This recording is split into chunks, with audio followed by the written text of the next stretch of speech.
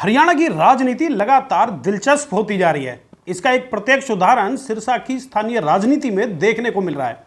अपने एक समर्थक की समस्या लेकर डीटीपी से उलझना सिरसा के कांग्रेस विधायक गोकुल सेतिया को महंगा पड़ गया। डीटीपी से विवाद की आड़ में सेतिया पर अब व्यक्तिगत हमला शुरू हो गया है। बाकायदा इस विवाद में अब मुख्यमंत्री कार्यालय के साथ ही गोकुल सेतिया के एक राजनीतिक विरोधी की भी एंट्री हो गई है।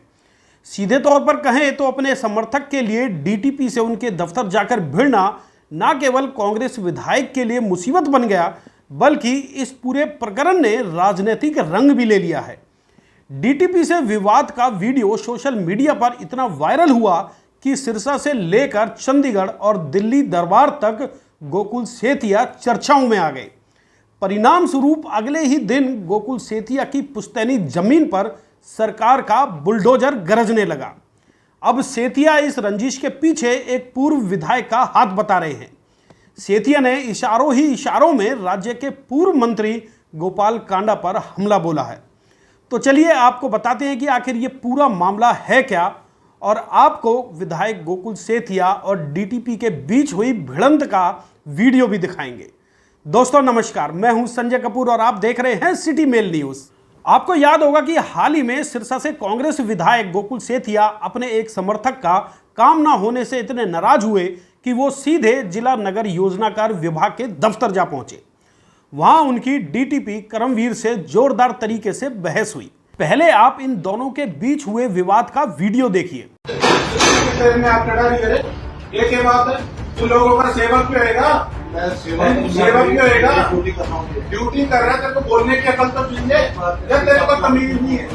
नहीं, बोलने की तमीज है या नहीं? बताता हूँ। अभी मैं यहाँ लोग खड़े हैं ना, लोग तेरे को बताएंगे तेरे दफ्तर के आगे यहाँ बैठ के ये कैसे काम करते हैं, कैसे सर्विस करते हैं। तुमने लोगों को अपने पैर की जूती समझा? आपका मेरा तो नाम क्या है? बोर्ड पे लगा है। इतनी क्या करे तो नाम बता के दिक्कत आ रही है, जोर पड़ रहा है। देखा आपने किस तरह से दोनों ने एक दूसरे से असंसदीय भाषा में बातचीत की।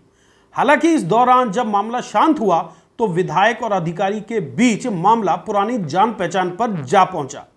डीटीपी ने विधायक को बताया कि वो उनके पिताजी का पुराना परिचित है और उनके कई काम भी करवाए हैं।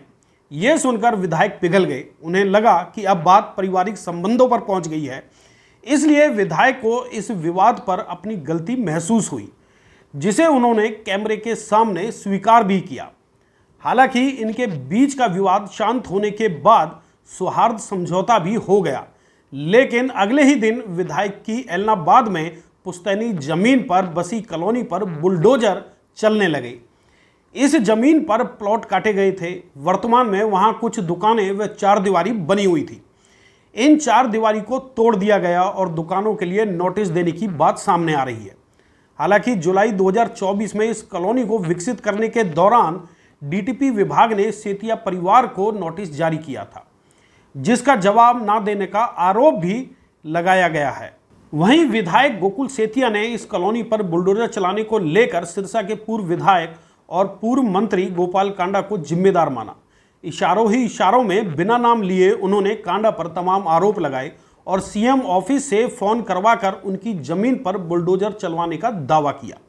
आप भी सुनिए गोकुल सेतिया ने क्या कहा। गलत काम करवाने के लिए पूर्व विधायक के भाई उन पे दबाव डाल रहे थे। उन्होंने मुझे बताया कि इन्होंने किसी से फोन करवाया, पूर्व विधायक, कि हम सीएम ऑफिस या सीएम हाउस से बोल रहे हैं, तो उनका कोई काम है और वो किया जाए। आप खुद जाके देखा ना कौन सी कॉलोनी, कौन सी मैंने डीएलएफ काट दी। जद्दी ज़मीन मेरी थी बड़े साल पहले, उसके अंदर हमने एक गली थी, उसमें हमने कुछ प्लॉट्स वगैरह बेचे थे। और जब प्लॉट्स वगैरह बेचे थे, बड़े साल हो गए इसको, तो ये तो है नहीं कि मैं कोई कॉलोनियाँ काटता हूँ, मेरे को कोई बता दे मैंने कौन सी कॉलोनी काटी है।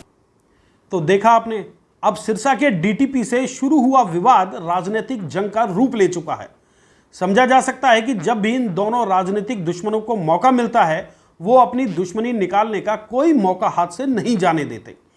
विधायक गोकुल सेतिया जहां अपनी जुबान से जंग लड़ते हैं, वहीं उनके राजनीतिक दुश्मन अपने रसूख को अपना हथियार बना लेते हैं।